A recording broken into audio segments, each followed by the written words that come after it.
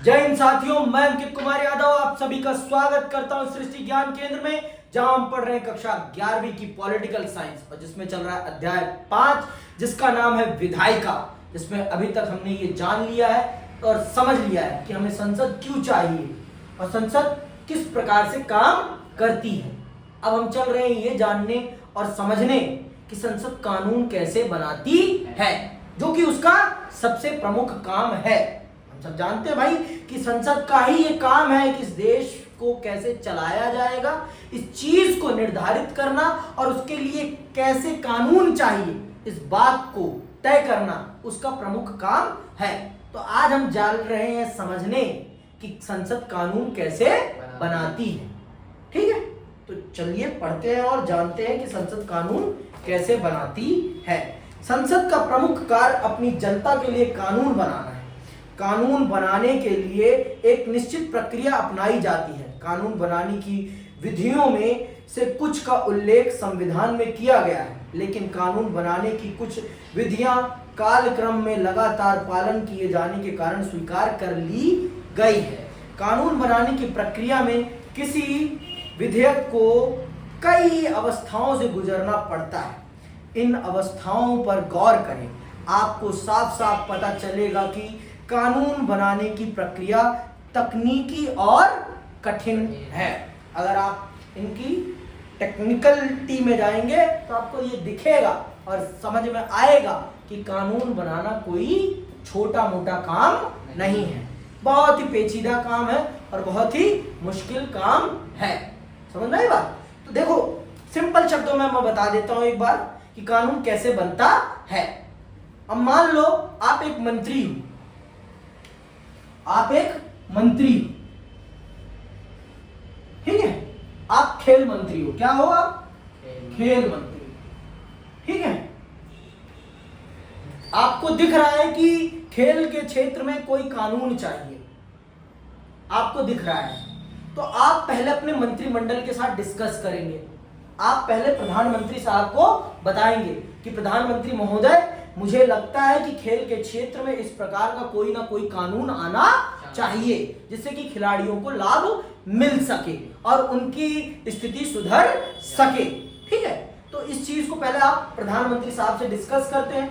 फिर उसके बाद प्रधानमंत्री साहब बैठक बुलाते हैं अपने पूरी कैबिनेट की, अपने पूरे मंत्रिपरिषद की, और फिर आप वहां पर इस जरूरत को बताते हैं कि मेरे पास अनेकों पत्र आए हैं। खेल मंत्री बताएंगे, क्योंकि खेल संबंधी नियम बनाना है ना, कानून बनाना है, तो खेल मंत्री साहब पूरे कैबिनेट को बताएंगे कि हमें मेरे पास अनेकों पत्र आए हैं इस विषय में, तो मैं ये सोच रहा हूं कि इस प्रकार का एक कानून आना चाहिए जिससे कि खेल के क्षेत्र में खिलाड़ियों का जीवन सुधर सके और उनको भविष्य में होने वाली समस्याओं से मुक्ति मिल सके।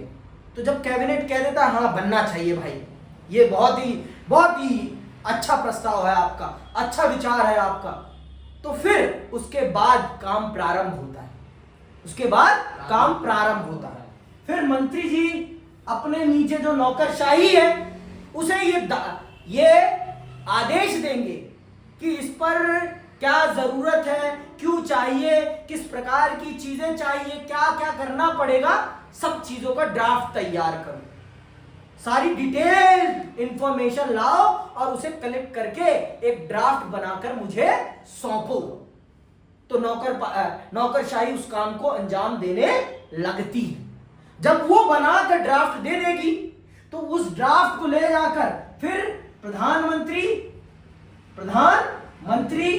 और मंत्रिपरिषद के साथ पुनः डिस्कस किया जाएगा कि मंत्रिपरिषद उसको देखेगा, समझेगा, और अगर उसमें कोई सुझाव होगा तो वो खेल मंत्री जी को सुझाव दे देंगे कि इसमें ये बदलाव कर लो, नहीं तो संसद में ये अटक सकता है, विपक्ष इसे पास होने नहीं देगा।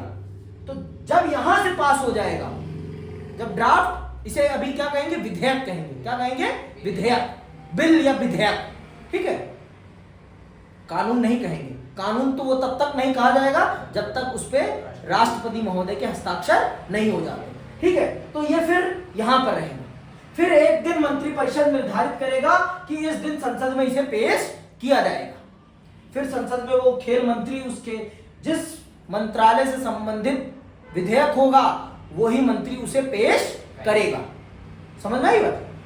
या फिर ये भी होता है कि संसदीय समितियां होती हैं, वहां डिस्कस हो जाता है। संसदीय समितियां वो होती हैं संसद की रेप्लिका मतलब फोटोकॉपी जिसे कहेंगे हम।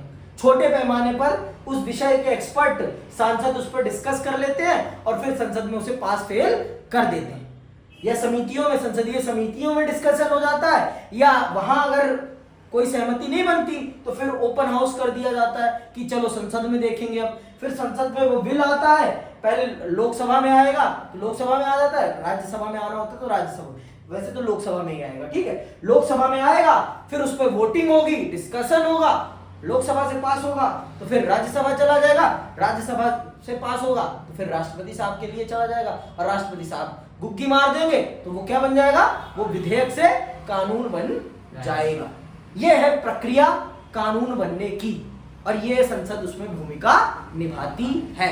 सरल शब्दों में इतने से जान लो आप, तो आपने ये जान लिया कि भारत में कानून कैसे बनता है। और अगर आपने ये नहीं समझा तो आप अपने सर पे मारो पत्थर, इससे ज्यादा मैं कुछ नहीं कहूंगा, ठीक है। तो आइए शब्दों के माध्यम से समझ लेते हैं कि भारत में कानून कैसे बनता है। प्रस्तावित कानून के प्रारूप को विधेयक कहते हैं। विधेयक कई तरह के हो सकते हैं। विधेयक कई तरह के हो सकते हैं। कितने प्रकार के विधेयक होते? कई तरह के हो सकते हैं। मंत्री के अतिरिक्त कोई और सदस्य विधेयक पेश करे तो ऐसे विधेयक को निजी सदस्यों का विधेयक कहते हैं। निजी सदस्यों का विधेयक कभी पास नहीं हो सकता। क्यों नहीं हो सकता? क्योंकि आपके पास बहुमत नहीं है, तो आपका विधेयक कभी पास होने वाला भी नहीं है। ये बात आप अपने भेजे में डाल लो अच्छे से, ठीक है।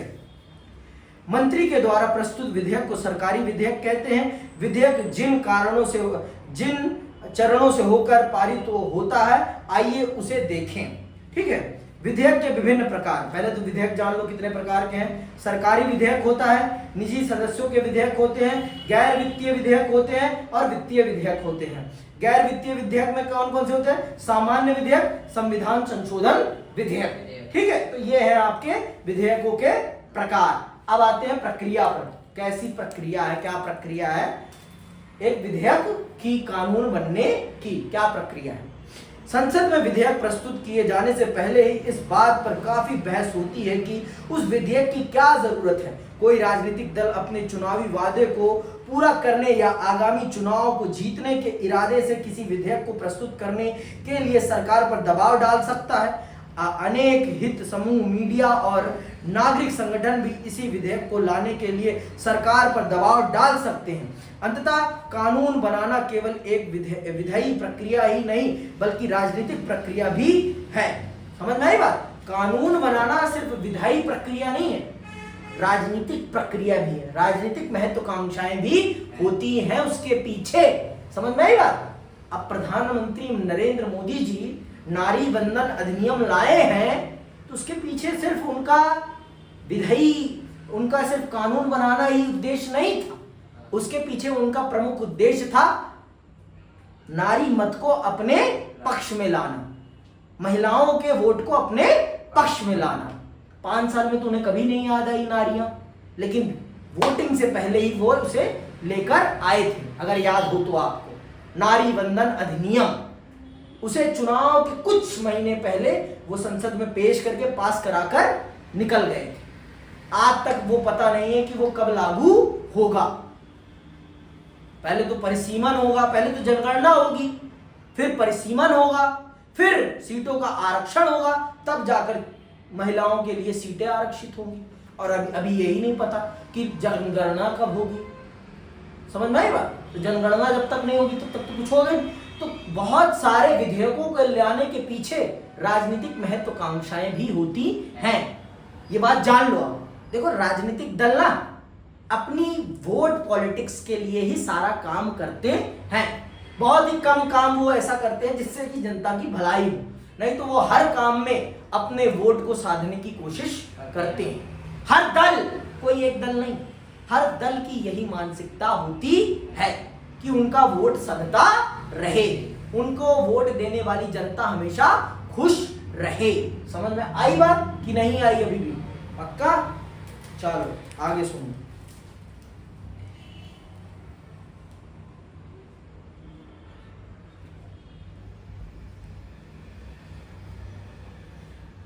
विधेयक बनाने में अनेक बातों का ध्यान रखना पड़ता है, जैसे कानून को लागू करने के लिए जरूरी संसाधनों का कहां से जुटाया जाएगा, विधेयक को कितना समर्थन और विरोध होगा, प्रस्तावित कानून से सत्तारूढ़ दल की चुनावी संभावनाओं पर क्या प्रभाव पड़ेगा आदि।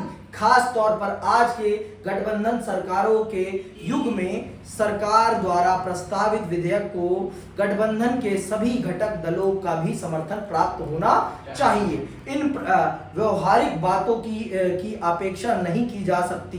कानून बनाने का निर्णय लेने से पहले मंत्रिमंडल इन सभी बातों पर विचार करता है। मैंने पहले ही बता दिया है आपको कि बिना मंत्रिमंडल से डिस्कस किए कोई भी कानून बनना प्रारंभ नहीं होगा। सब कुछ पहले ही डिस्कस हो जाता है, तब जाकर कोई मंत्री कानून बनाने के लिए अपनी नौकरशाही को आदेश देता है कि इसका ड्राफ्ट तैयार करना प्रारंभ करो, क्या क्या चाहिए, कैसे चाहिए, कितना लगेगा, सब बताओ, सब रिसर्च करके लाओ। तुम रिसर्च करके लाओ और बताओ कैसे होगा। समझ में आई बात? फिर नौकरशाही उस काम को अंजाम देती है। ठीक है, आगे सुनो। एक बार जब मंत्रिमंडल उस नीति को स्वीकृति दे देता है जिस पर कानून आधारित होता है, तब विधेयक का प्रारूप बनाने का कार्य शुरू होता है। विधेयक जिस मंत्रालय से संबंधित होता है वही मंत्रालय उसका प्रारूप बनाता है। उदाहरण के लिए लड़कियों के विवाह की उम्र यदि 18 वर्ष से बढ़ाकर 21 वर्ष करनी है तो इसका प्रारूप विधि मंत्रालय बनाएगा। इसमें महिला और बाल कल्याण मंत्रालय की भी भागीदारी हो सकती है। संसद के किसी भी सदन, लोकसभा या राज्यसभा में कोई भी सदस्य इस विधेयक को पेश कर सकता है। जिस विषय का विधेयक हो उस विषय से जुड़ा मंत्री ही अक्सर विधेयक पेश करता है। वही करता ही है, जिस मंत्रालय से संबंधित विधेयक होता है उस मंत्रालय का मंत्री ही उस विधेयक को पेश करता है। ठीक है। किसी धन विधेयक को केवल लोकसभा में ही प्रस्तुत किया जा सकता है। लोकसभा में पारित होने के बाद उसे राज्यसभा में भेज दिया जाता है। ठीक है। विधेयकों पर विचार विमर्श अधिकतर संसदीय समितियों में होता है। समिति की सिफारिशों को सदन को भेज दिया जाता है। इन समितियों में सभी संसदीय दलों को प्रतिनिधित्व प्राप्त होता है। इसी कारण इन समितियों को लघु विधायिका भी कहते हैं। यह कानून निर्माण की प्रक्रिया का दूसरा चरण है। तीसरे और अंतिम चरण में विधेयक पर मतदान होता है। जब कोई सामान्य विधेयक एक सदन द्वारा पारित कर दिया जाता है तब उसे दूसरे सदन में भेज दिया जाता है। दूसरे सदन में भी वह इसी प्रक्रिया से गुजरता है। जैसा आप जानते हैं कि किसी विधेयक को लागू होने के लिए इसका दोनों सदनों में पास होना जरूरी है। लेकिन यदि प्रस्तावित विधेयक पर दोनों सदनों के बीच मतभेद हो तो उसे संसद के संयुक्त अधिवेशन के माध्यम से सुलझाने की कोशिश की जाती है। मतलब मान लो कि किसी मुद्दे पर दोनों सदन, एक सदन तो मान गया कि हाँ पास होना चाहिए, लेकिन दूसरा सदन नहीं मान रहा। लोकसभा मान गया कि ये विधेयक बनना चाहिए, लेकिन राज्यसभा मानने को तैयार नहीं है, तो क्या होगा? फिर दोनों की संयुक्त बैठक बुलाई जाएगी, एक साथ बैठक कराई जाएगी और फिर वहां मतदान कराया जाएगा। तो एट द एंड लोकसभा ही जीतती है, क्योंकि लोकसभा के सदस्यों की संख्या राज्यसभा से कहीं ज्यादा है। समझ में बात? राज्यसभा के सदस्यों से ज्यादा है, इसलिए वो जीत जाती है। तो एट द एंड होता वही है जो लोकसभा निर्धारित करती है। ठीक है, बात समझ में आ गई? पक्का? चलो, फिर उसे राष्ट्रपति महोदय के हस्ताक्षर के लिए भेज दिए जाते हैं। ठीक है। पहले तो उसे संसद के संयुक्त अधिवेशन के माध्यम से सुलझाने की कोशिश की जाती है। पहले जब कभी भी ऐसे मतभेदों को सुलझाने के लिए संसद का संयुक्त अधिवेशन बुलाया गया, निर्णय हमेशा ही लोकसभा के पक्ष में गया। क्यों गया? मैंने कारण भी बता दिया आपको। लेकिन धन विधेयक के मामले में राज्यसभा उसे या तो स्वीकार कर सकती है या संशोधन प्रस्तावित कर सकती है, लेकिन वह धन विधेयक को अस्वीकार नहीं कर सकती। यदि राज्यसभा 14 दिनों तक उस पर कोई निर्णय न ले तो उसे राज्यसभा के द्वारा पारित मान लिया जाता है। तो धन विधेयक के मामले में सारी की सारी ताकत लोकसभा के पास है। धन विधेयक को राज्यसभा मना नहीं कर सकती, सिर्फ उसमें कुछ परिवर्तन करने को कह सकती है। और अगर 14 दिन के अंदर परिवर्तन करने को नहीं कहा आपने, तो अपने आप ये मान लिया जाएगा कि आपने धन विधेयक को मंजूरी दे दी है। ठीक है। विधेयक के बारे में राज्यसभा द्वारा प्रस्तावित संशोधनों को लोकसभा मान भी सकती है और नहीं भी, उनकी मर्जी, माने तो ना माने तो। जब कोई विधेयक संसद के दोनों सदनों द्वारा पारित कर दिया जाता है तब उसे राष्ट्रपति की स्वीकृति के लिए भेज दिया जाता है। राष्ट्रपति की स्वीकृति के बाद वह विधेयक कानून बन जाता है। तो यह है भारत में कानून बनने की प्रक्रिया। अनुच्छेद 109 में स्पष्ट तौर पर धन विधेयक के बारे में लिखा है। धन विधेयकों के संबंध में विशेष प्रक्रिया धन विधेयक राज्यसभा में पेश नहीं किया जाएगा। अनुच्छेद 109 में यह स्पष्ट तौर पर लिख दिया गया है कि धन विधेयक सिर्फ लोकसभा में प्रस्तुत किए जाएंगे, इसके अतिरिक्त और कुछ नहीं। ठीक है। तो यह भारत में कानून बनाने की प्रक्रिया है। तो इस प्रकार से भारत में कानून का निर्माण होता है और भारत की संसद इस प्रकार से कानून निर्माण में एक बहुत बड़ी भूमिका निभाती है। तो आज के लिए बस इतना ही। इसी के साथ मैं विदा लेता हूं। जय हिंद, जय भारत।